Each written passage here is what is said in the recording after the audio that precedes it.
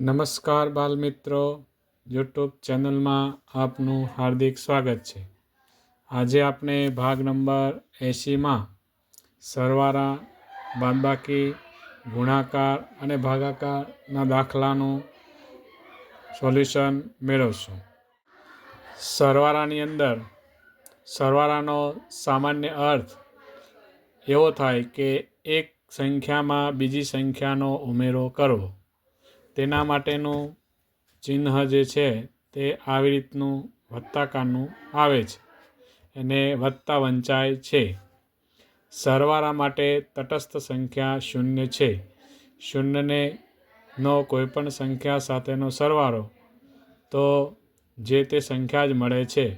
એટલે શૂન્ય એ સરવાળા માટે તટસ્થ સંખ્યા છે. આપણે સરવાળામાં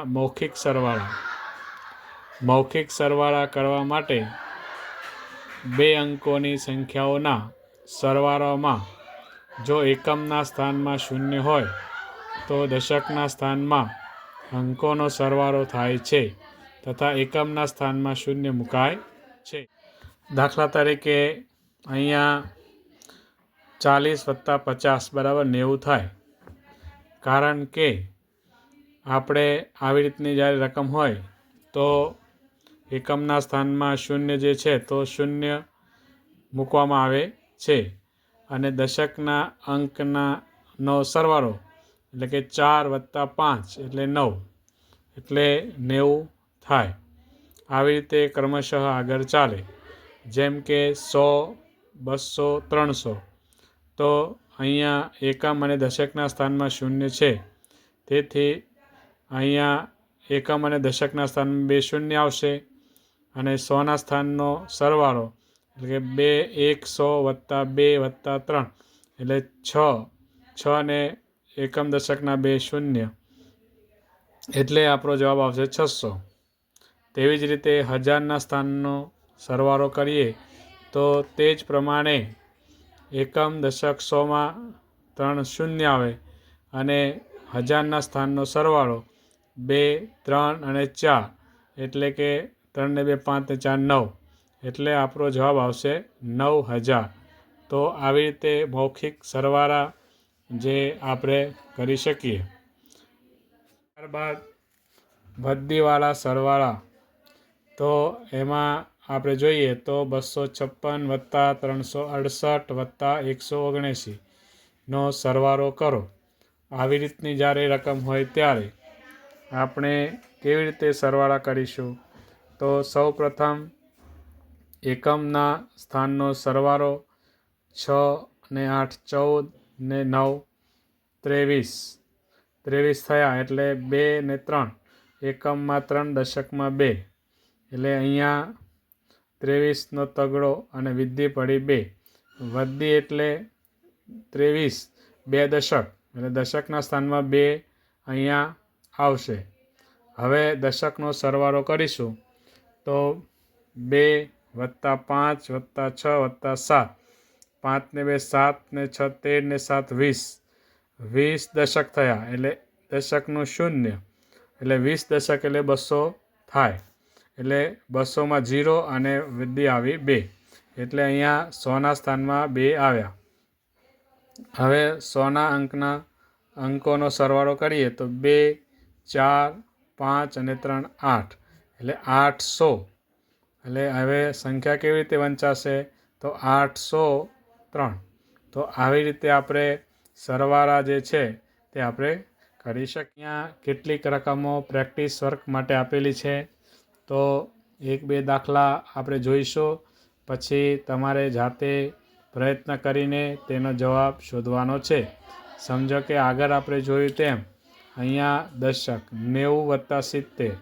તો હવે આપણે શૂન્ય એકમના સ્થાનમાં શૂન્ય છે તે મૂકી દઈશું અને દશકના સ્થાનનો સરવાળો એટલે 9 ને 7 16 એ 16 ને પાછળ એક મીંડું એટલે 160 એ આપણે સરવાળો થાય. તેવી જ રીતે અહીંયા 100 અને 400 4 ને 1 5 500 આપણો સરવાળો થશે 500. તેવી જ રીતે અહીંયા આ સોના સ્થાનની આપણે જોઈ, દશકના સ્થાનની સંખ્યા જોઈ, સોની જોઈ. હવે હજારનું આપણે જોઈએ તો હજારમાં પણ એવી રીતે આપણે સરવાળો કરીશું. એકમ દશક 100માં 0 અને હજારના સ્થાનનો સરવાળો 3 + 4 એટલે 7, એટલે 7 ને 3 0 એટલે કે 7000 આપણો જવાબ આવશે. તેવી જ રીતે 10,000 સુધીની સંખ્યા પણ નો સરવાળો પણ આવે એ રીતે આપણે કરી શકીએ. તો એ માટે શું કરીશું તો કે એકમ દશક 100, 100ની અંદર 3 શૂન્ય છે, હજારમાં 5 છે એટલે 5000 અને 1 અને 3 10,000 એટલે 40,000 ને 5 એટલે 45 અને પાછળ 3 શૂન્ય એટલે 45,000 આપણો જવાબ થશે. આવી રીતે આપણે 2 પ્રેક્ટિસ માટે દાખલા ગણીશું. હવે આપણે આ પ્રકારના દાખલાનો સરવાળા કરીશું કે જ્યારે મૌખિક સરવાળા કરવાના હોય ત્યારે આપણે કેવી રીતે કરીશું. તો આગળ આપણે જોયું તેમ એ શૂન્યની સંખ્યા હતી, અહીંયા અંક આપેલા છે. તો સૌપ્રથમ એકમના અંકનો સરવાળો કરીશું. 6 અને 6 એટલે કે 12, 12ના 2 અને વધી 1. દશકના સ્થાનમાં 1 અને 9, 10, 10નું 0, 100ના સ્થાનમાં વિધિ 1, 9 ને 1 10, 10 ને 8 18, 18નો આઠડો વિધિ પડી 1. હજારના સ્થાનમાં 1 ને 8 9, 9 ને 700. તો આપણો જવાબ શું આવશે તો કે આપણો જવાબ જે છે તે હમણાં આપણે જે વાત કરી તે પ્રમાણે 16,802 એ આપણો જવાબ આવશે. ત્યારબાદ આપણે બીજો દાખલો ગણીશું મૌખિક સરવાળાનો. એકમના સ્થાનમાં 6 ને 5 તો કે 11, પછી વધી 1. દશકના સ્થાનમાં 1 અને 4 એટલે કે કેટલા થશે 5. ત્યારબાદ 100ના સ્થાનમાં 0 અને 6 એટલે અહીંયા આવશે 6.